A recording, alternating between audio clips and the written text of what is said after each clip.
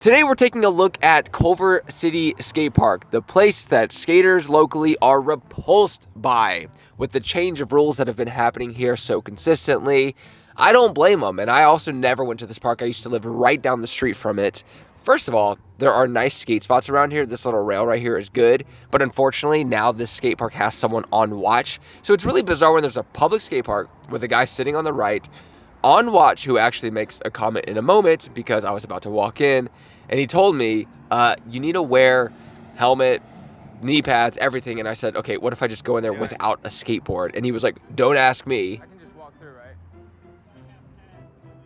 Oh, okay. I will say, ironically, this skate park is at the base of the most beautiful trails ever in Culver City, Baldwin Hills Scenic Overlook Trail. I walked it and I was like, oh my gosh, that's a place that I'd probably go to all the time, as opposed to the skate park at the base, which is funny since I'm a skateboarder and I'm gonna go to the trails instead because the skate park sucks that much. So at least I was able to walk in the park, which honestly, I probably would have just tried to do anyways, even if you said no, because that would have been the limitations of the ridiculousness. But let's take a look at some of the Yelp comments about this park because they have 2 stars on Yelp and people are furious. This is David A saying, "This place sucks, and sorry for the nasally hard breathing. I'm a little stuffy. Hope that's okay."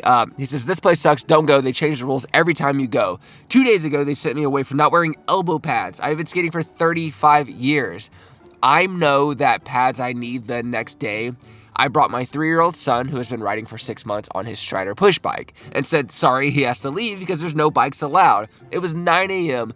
No one was there but us. So my son, who has respect out there and knows the rules, can't go, but all these dumb parents can't drop off their kids like it's free daycare on their scooters and ride around with total disregard for anyone. Culver City needs to change to put in charge someone who actually skates and knows the rules of skating. Respect. Yeah, that'd be really cool if someone in charge actually skated. Rarely happens." And then somebody else said, "If I could put 0 stars, I would." This is Anthony. "It's actually very disappointing to know that this place requires knee pads and elbow pads and a helmet regardless of age now, so full pads. This has been my skate park for about 10 plus years now. I always wondered why it was so dead, and today my question was answered. Very idiotic that these are the requirements to skate here, because no one grown man is going to wear all that just to casually skate." So there were 2 men there actually skating, which is kind of funny that I saw skating in this bowl area, and as I was getting there, they were leaving. I don't know how long they were there. But regardless of the actual rules, the park itself, this is what Morgan had to say about it. "No flow to the park. Venice is a million times better, and so is Stoner Park, which is way more simple park. They say the skaters had input into the design. They either asked some 5-year-old skaters how to build it, or got all the features everyone wanted and threw them together in a terrible way. Literally a waste of hundreds of thousands of dollars. Tear per of it down and rebuild it so there is some flow and it's fun." And I agree, like the skate park is very strange. A lot of the transition is very tight, and a lot of the rails are a little bigger and weirder proportional than they should be. It's a strange park for sure, and this giant quarter pipe right here literally just leads straight into that fence, which I think is really ironic. Like, how do you even get up this quarter pipe to do tricks on the right that you can't really see right now?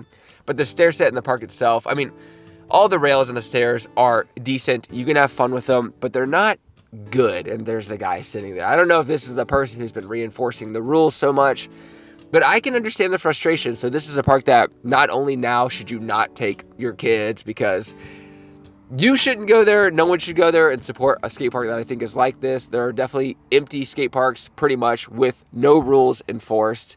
So I would recommend that in the future. But yeah, Culver City, get it together. I don't know why they do this. This is California. This place should be, no skate park should have security essentially.